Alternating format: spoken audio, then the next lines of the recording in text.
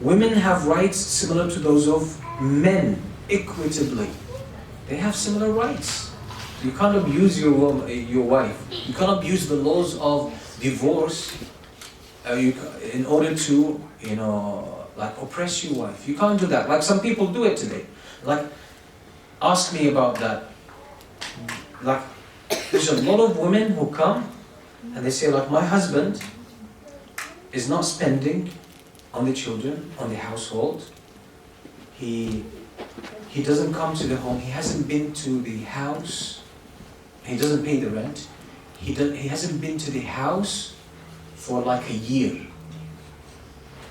And he says, I'm not going to divorce you. I'll keep you hanging like this. What is this? This is oppression. You either take her as your wife and you treat her as a wife, or you let her go. You let her go, but you abuse her. You say, I'll make you suffer.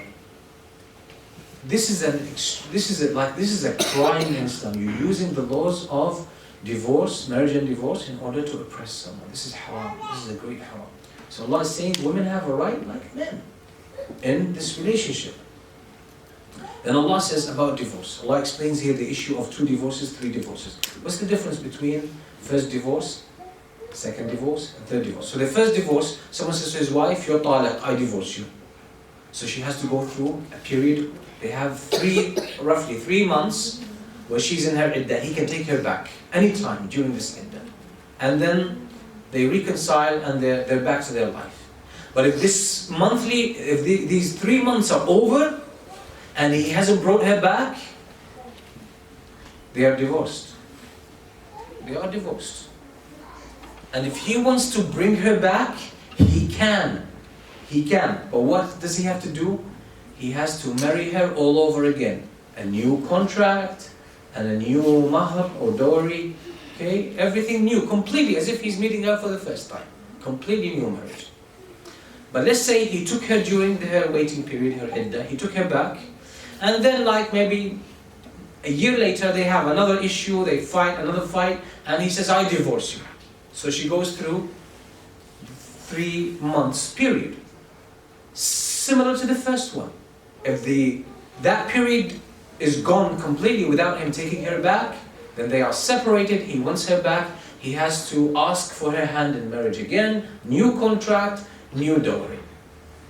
But if he takes her back during that waiting period, during the 3 months, okay, then that's okay, she's his wife. Now if he divorces her, let's say another 6 months later they have another fight and he says, I divorce you. That's the 3rd divorce. Now what happens? He can't take her back. He cannot take her back. Now, they have to be separated, but she has to wait for 3 months. Why? To make sure she's not pregnant. That's it, but he can't take her back now. During this time, he can't take her back. And when the period is over,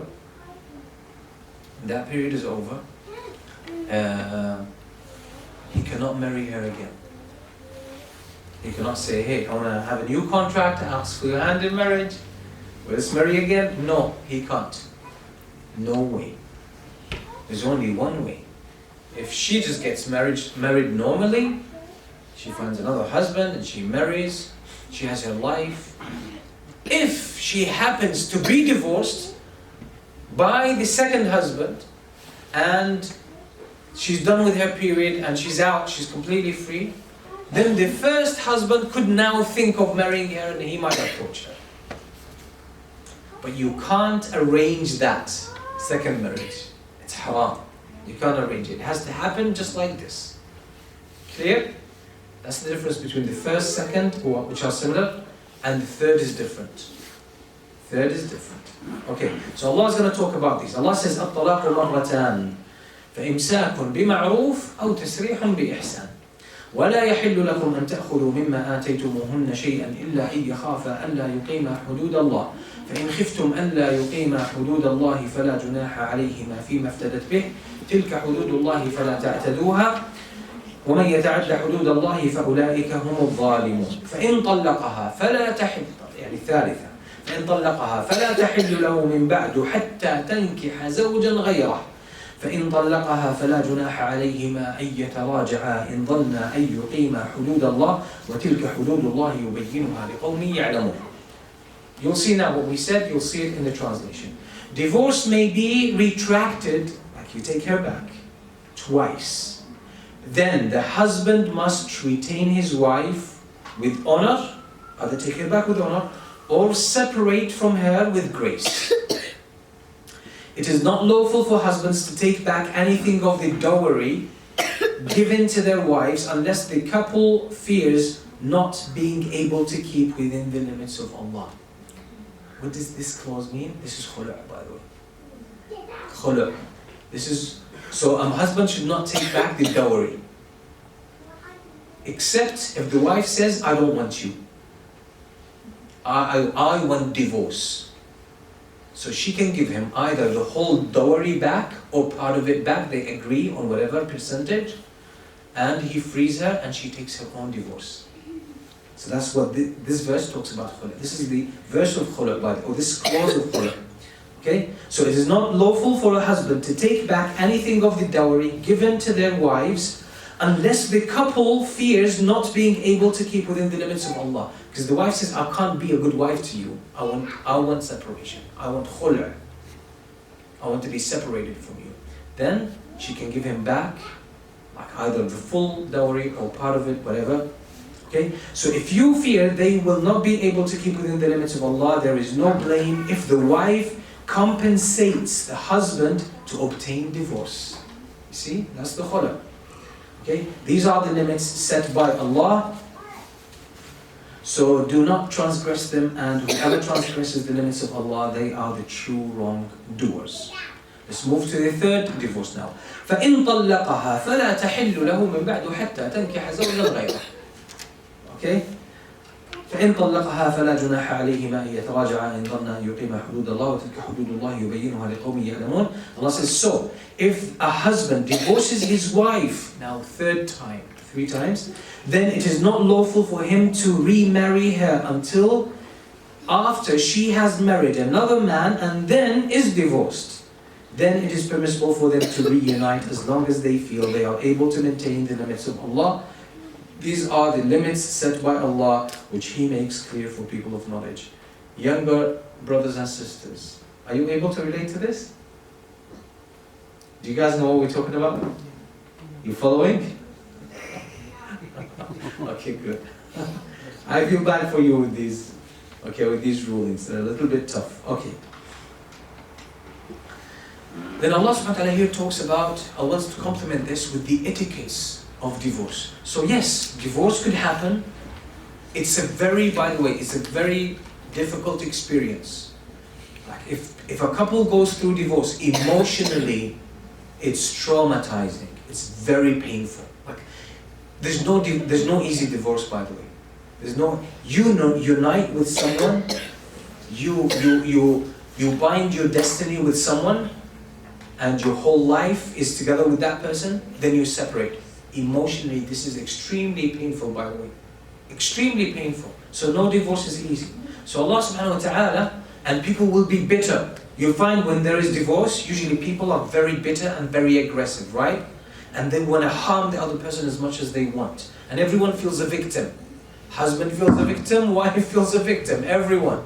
So Allah subhanahu wa ta'ala wants also to emphasize that this should be done in the best way possible, without harming the other. So Allah says, وَإِذَا طَلَّقْتُمُ النِّسَاءَ فَبَلَغْنَ أَجَلَهُنَّ فَأَمْسِكُوهُنَّ بِمَعْرُوفٍ أَوْ سَرِّحُوهُنَّ بِمَعْرُوفٍ وَلَا تُمْسِكُوهُنَّ ضِرَارًا لِتَعْتَدُوا وَمَنْ يَفْعَلْ ذَلِكَ فَقَدْ ظَلَمَ نَفْسَهُ وَلَا تَتَّخِذُوا آيَاتِ اللَّهِ هُزُوًا وَاذْكُرُوا نِعْمَةَ اللَّهِ عَلَيْكُمْ وَمَا أَنزَلَ عَلَيْكُمْ مِنَ الْكِتَابِ وَالْحِكْمَةِ يَعِظُكُمْ بِهِ وَاتَّقُوا اللَّهَ وَاعْلَمُوا أَنَّ اللَّهَ بِكُلِّ شَيْءٍ عَلِيمٌ وإذا طلقتم النساء فبلغن أجلهن فلا تعضلوهن أن ينكحن أزواجهن إذا تراضوا بينهم بالمعروف ذلك يوعظ به من كان منكم يؤمن بالله واليوم الآخر ذلكم أزكى لكم وأطهر والله يعلم وأنتم لا تعلمون. So Allah says, when you divorce women and they have almost reached the end of their waiting period, first time and second time, right? First divorce and second divorce. Either retain them, take them back honorably, So you take them back honorably. Don't play games. Don't take them back to harm them. And you say, I take you back, but you don't treat her well. Okay? So take them, either retain them honorably or let them go honorably. So any way you deal with, you either take her back or you let her go, you have to do that in an honorable way. You have to respect her. But do not retain them only to harm them. Say, okay, because she thinks, okay, now her iddah is almost over, now I'll be free. You say, no, I'll take you back. And then you want to torture her again. So Allah's saying, don't do that. So, but do not retain them only to harm them or to take advantage of them. Whoever does that surely wrongs his own soul. Do not take Allah's revelations lightly. Remember, Allah's favors upon you, as well as the book and wisdom He has sent down for your guidance. Be mindful of Allah and know that Allah has perfect knowledge of all things. This is an extreme warning from Allah subhanahu wa ta'ala. He says, don't play with religion. So, wives who abuse the relationship, they're playing with religion. A husband who abuses the laws of divorce and the authority that Allah gave him is playing with religion. Dangerous game. Dangerous game. Then Allah says, and when you have divorced women and they have reached the end of their waiting period, do not prevent them from remarrying their ex-husbands if they come to an honorable agreement. This is enjoined on whoever has faith in Allah and the last day. This is purer and more dignifying for you. Allah knows and you do not know. This is basically when a woman is divorced completely, she marries another person, and the second person divorces her.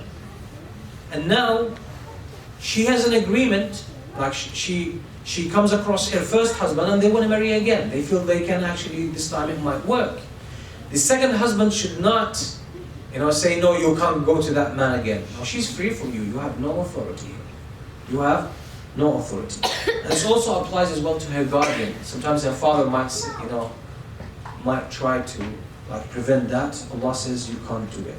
Okay, then Allah subhanahu wa ta'ala moves on to talk about other rulings that pertain to family, the family law. And this has to do with children.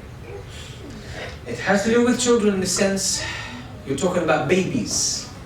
And this has to do with nursing. So, is it obligatory on a mother to nurse her son or daughter? Or can she use formula? How long is a woman supposed to nurse her baby? How long? 2 years. Okay, so Allah's gonna mention some of the rulings here. What if the husband wants the wife to nurse the son more and she says, I can't deal with it? What if the wife wants to nurse her son but the husband doesn't feel like it? How do they deal with these differences? So Allah subhanahu wa ta'ala is going to give some guidelines as to how to handle these situations. Allah says, and also by the way, it happens sometimes that a person divorces his wife and she's pregnant. She gives birth. Now they have issues. Does the woman have the full say with regards to custody, with regards to nursing the boy or the girl? So Allah is going to reveal some rulings. So Allah is going to mention this in the context of when divorce happens. Allah says, وَالْوَالِدَاتُ يُرْضِعْنَ أَوْلَادَهُنَّ حَوْلَيْنِ كَامِلَيْنِ لِمَنْ أَرَادَ أَن يُتِمَّ الرَّضَاعَةَ وَعَلَى الْمَوْلُودِ لَهُ الْوَالِدُ وعلى المولود له رزقهن وكسوتهن بالمعروف لا تكلف نفس إلا وسعها لا تضار والدة بولدها ولا مولود له بولده وعلى الوارث مثل ذلك فإن أرادا فصالا عن تراض منهما وتشاور فلا جناح عليهما وإن أردتم أن تسترضعوا أولادكم فلا جناح عليكم إذا سلمتم ما آتيتم بالمعروف واتقوا الله واعلموا أن الله بما تعملون بصير. Allah is saying, in case of divorce, divorced mothers will breastfeed their offspring for 2 whole years for those who wish to complete nursing of the child. So it's optional. It's optional. The child's father will provide reasonable maintenance and clothing for the mother during that period. So husband and wife divorce and the wife gives birth. The wife is going to nurse the child. The man, the ex-husband, he has to provide for the wife, for his ex-wife, as long as she is nursing. Provide her with what? The necessities. He has to give her her basic needs. Accommodation, food, and clothing. Okay? So the child's father will provide reasonable maintenance and clothing for the mother during the period of nursing. No one will be charged with more than what they can bear. No mother or father should be made to suffer for their child. Again, sometimes the mother would abuse it. She says, the boy is with me, I'm going to manipulate the father and twist his arm and get as much money from him as I want, right? Or the husband will say, okay, let her deal with the child, okay? I'm not going to give her enough support, let her suffer. No one should do that. Should deal with that gracefully.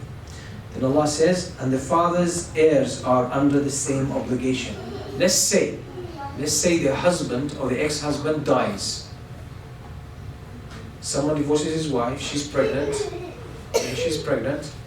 and she gives birth, and her son is still like 3 months old, and she's nursing the baby. The ex-husband dies. Who's going to provide for her? His heirs. If he has other children who have inherited him, or he has a father and a mother who inherited him, if he dies, they are supposed to spend on the wife, on the ex-wife. So it's a whole support system. But if both sides decide, after mutual consultation and consent, to wean a child, we know what to wean a child means. Stop the breastfeeding. Give the child maybe formula or maybe solid food. Okay, so no breastfeeding anymore. So if both of them agree, husband and wife, or ex-husband and ex-wife, they agree, okay, we're enough, let's wean off the child, okay? We don't need breastfeeding anymore, we can stop it now. If both of them agree on it, it has to be mutual consent. It's like a check, sometimes with companies or organizations, you have to have 2 signatures, right? Of the trustees. Has to be 2. If 1, it doesn't work, it's invalid, it has to be 2. Okay, but if both sides decide after mutual consultation and consent to wean a child, then there is no blame on them. So we know that nursing the child, breastfeeding a child is optional, but it's obviously recommended. Okay? If you decide, then Allah says, if you decide to have your child nursed by a wet nurse, by another woman, not the mother, you can do that. It is permissible as long as you pay fairly. So you have to give a compensation to that woman who's going to nurse your child. Be mindful of Allah and know that Allah is all-seeing of what you do.